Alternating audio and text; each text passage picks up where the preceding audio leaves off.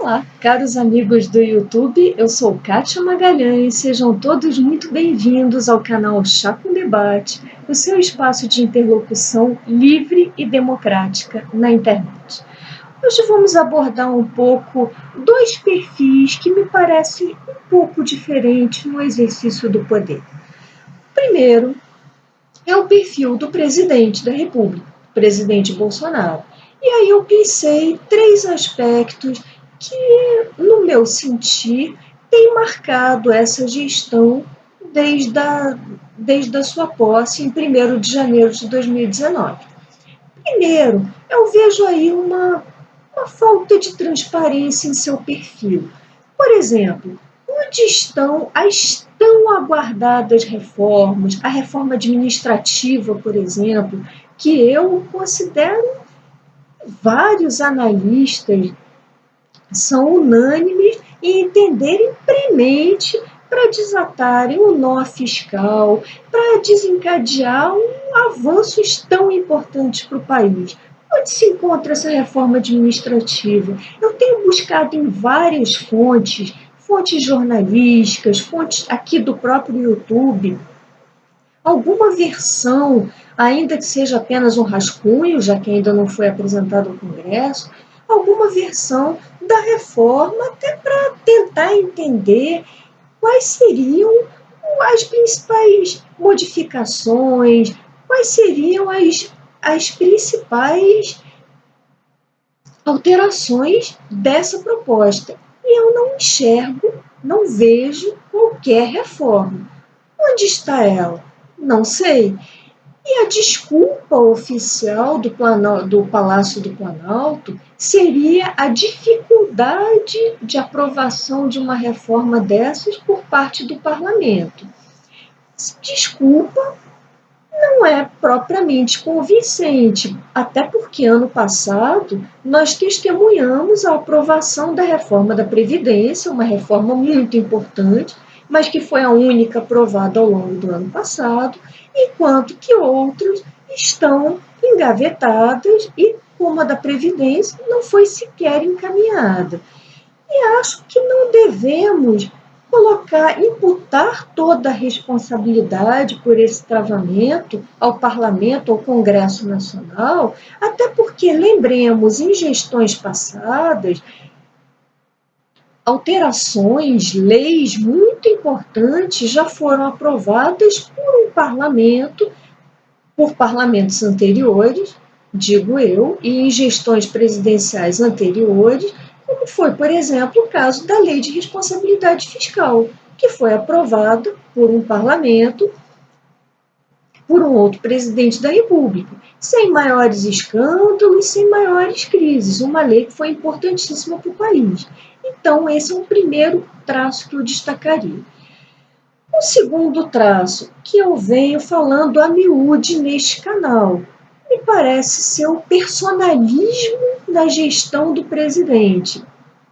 Além de priorizar a sua visão ideológica e não questões de Estado propriamente ditas, assuntos muito importantes a serem tratados em prol do país e para os quais ele foi eleito, em relação aos quais ele prometeu abordar, prometeu tratar, em vez de pôr em prática planos de uma liberalização econômica, de uma abertura do mercado, ele opta por essa visão personalista, atacando instituições como, por exemplo, o parlamento, como, por exemplo, a imprensa, que apesar de todos os problemas da imprensa no Brasil, da imprensa no mundo, até porque a imprensa é constituída por seres humanos falíveis, cheios de defeitos. Mas a imprensa em si, a imprensa como instituição, é um veículo, uma ferramenta importantíssima para dar visibilidade, dar transparência exatamente aos atos dos governantes, dos membros do executivo, do legislativo e do judiciário. E nesse aspecto de ataques à imprensa, além de ofensas pessoais a jornalistas, nos últimos dias me causou a espécie uma declaração presidencial onde ele incitava, ele conclamava empresários a boicotarem alguns veículos de imprensa, determinados veículos de imprensa, e ele citou 2. Ora, quer me parecer que por ter vivido desde sempre na sua bolha estatal, lembremos que ele foi militar expulso por ter incitado uma insurreição no quartel, e em seguida político, ou seja, jamais exerceu um trabalho, um cargo numa empresa privada, no mercado privado. Quer me parecer que é um tanto difícil para ele conceber que a colocação de um anúncio por um empresário num veículo de imprensa diz respeito à necessidade de lucrar, de obter proveitos financeiros desse anúncio. Se eu sou uma empresária que fabrico produtos para uma determinada classe social, que costuma ler o periódico, a revista A, B ou C, me parece óbvio que eu tenda a colocar meus anúncios nesse periódico, buscando o quê? Ganhos, lucros, de acordo com as leis de mercado. Então, até aí, me parece que o presidente desconhece, desconsidera leis de mercado, sendo incapaz sequer de conceber a verdadeira razão pela qual um anunciante privado coloque seus anúncios num determinado veículo de imprensa.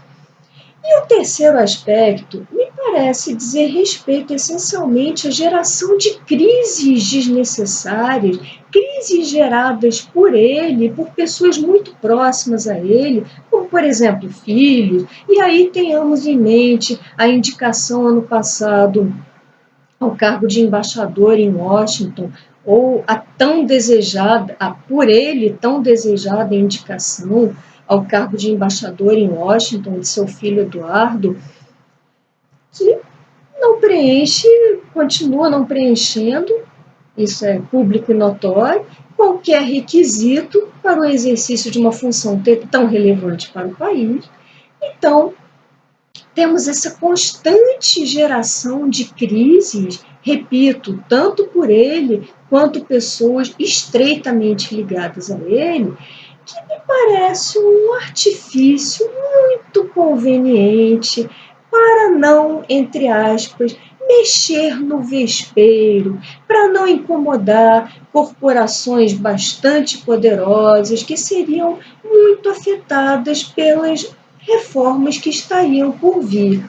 E aí pensamos, vocês lembram de líderes até mundiais, verdadeiramente liberais, que tenham gerado esse tipo de crise desnecessária, crises endógenas, por assim dizer? E aí pensemos, por exemplo, numa Margaret Thatcher, que foi uma líder, embora muito criticada por várias pessoas, era uma fervorosa adepta do liberalismo, da implementação das ideias de Hayek, de pensadores bastante liberais. Vocês lembram, vocês que viveram os anos Thatcher, ou vocês que estudam documentos sobre a era Thatcher, vocês se recordam de uma líder desse porte causar esse tipo de crise? Eu, propriamente, não vivi, eu era muito jovem, nos anos Thatcher, mas de tudo que eu leio sobre ela, não identifico nada. Pelo contrário, eu a vejo enfrentando corporações poderosas, enfrentando interesses de sindicatos na Inglaterra e promovendo privatizações, promovendo até medidas bem duras para o seu país, que lhe valeram o codinome Dama de Ferro. Bom, esses eram alguns aspectos que eu tinha a salientar em relação ao presidente da República. Agora vamos a um outro perfil dentro do próprio governo federal que tem adquirido grande protagonismo, tem assumido muita relevância na mídia, no cenário nacional, infelizmente devido ao avanço da epidemia de coronavírus. E aqui eu me refiro ao ministro da Saúde, ministro Mandetta.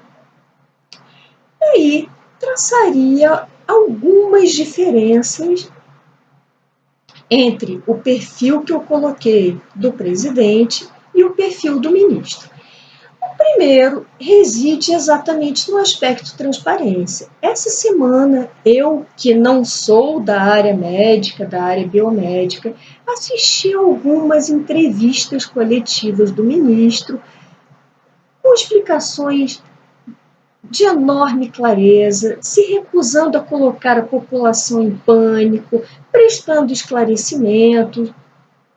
Enfim, achei o discurso dele bastante acessível ao leigo, ao consumidor de serviços de saúde pública, a todos nós que estamos tão inquietos diante dessa epidemia e até possível pandemia que não para de assustar o mundo. Agora, um segundo aspecto, profissionalismo.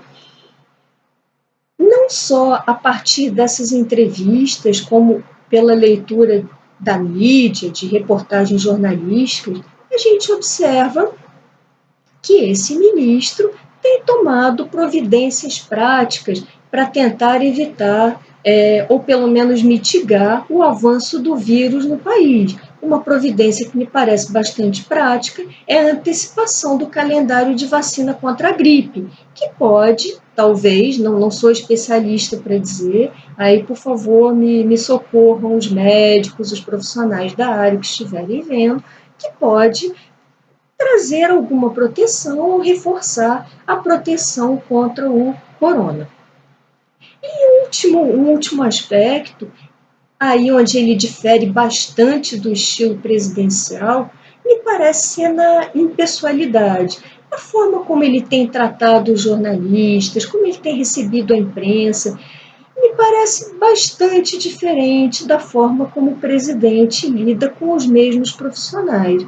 E aí eu gostaria de destacar uma mesa redonda, uma entrevista coletiva que o ministro concedeu essa semana, ao lado do governador João Dória, e aí abrimos um parênteses, que, pelo menos na narrativa, no discurso presidencial, tem sido considerado um, entre aspas, inimigo do governo, do Palácio do Planalto. O ministro concedeu essa entrevista coletiva ao lado do governador de São Paulo por uma razão bastante simples e bem prosaica. São Paulo foi o estado por onde o coronavírus ingressou no nosso país. Então, ele não poderia, por razões de Estado, prescindir da presença ao lado dele na coletiva do governador de estado e das autoridades sanitárias daquele estado, que dispõem de dados, de informações mais diretas, não só sobre o primeiro caso, já identificado em São Paulo, diagnosticado, como sobre outros possíveis casos já em tratamento, etc. Bom, fechando esse breve vídeo, que eu pretendia com essa colocação sobre perfis que me parecem muito distintos dentro de uma mesma esfera de governo, a saber, o governo federal. Gostaria de debater com vocês, refletir um pouco. Eu acho que essas diferenças tão marcantes entre esses dois homens de Estado, que antes de mais nada são dois indivíduos, exemplifica o claro papel dos homens de Estado enquanto tais, enquanto homens, enquanto indivíduos, e das mudanças nos rumos da política, de políticas públicas, que podem derivar de perfis tão diferentes. eu gostaria de suscitar esse questionamento com vocês e até de pensar, será que tais diferenças em perfis de pessoas que trabalham tão próximas uma à outra, tendo sido inclusive a segunda pessoa nomeada pela primeira, será que esses perfis decorrem do histórico profissional de cada um deles? Lembremos que o presidente, como eu já coloquei, sempre foi uma pessoa mais ligada ao Estado, ao serviço público, não teve experiência em atividades privadas, inclusive foi, como já coloquei em outros vídeos, foi expulso do quartel da sua corporação por indisciplina e, em seguida, ingressou na política, curiosamente para tornar-se entre aspas, sindicalista militar, sempre votando em prol de benesses para a sua categoria, jamais em prol de reformas liberalizantes para o país.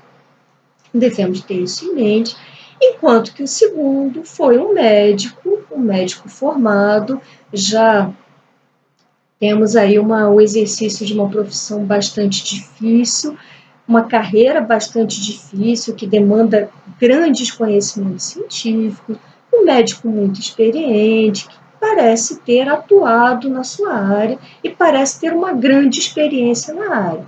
Então, gostaria de usar esses dois perfis como amostra para debatermos o papel do homem de Estado, as diferenças entre cada ser humano no exercício do cargo, no exercício do poder. Bom, essas eram as minhas breves considerações de hoje. Por aqui me despeço e até o próximo Chá com Debate.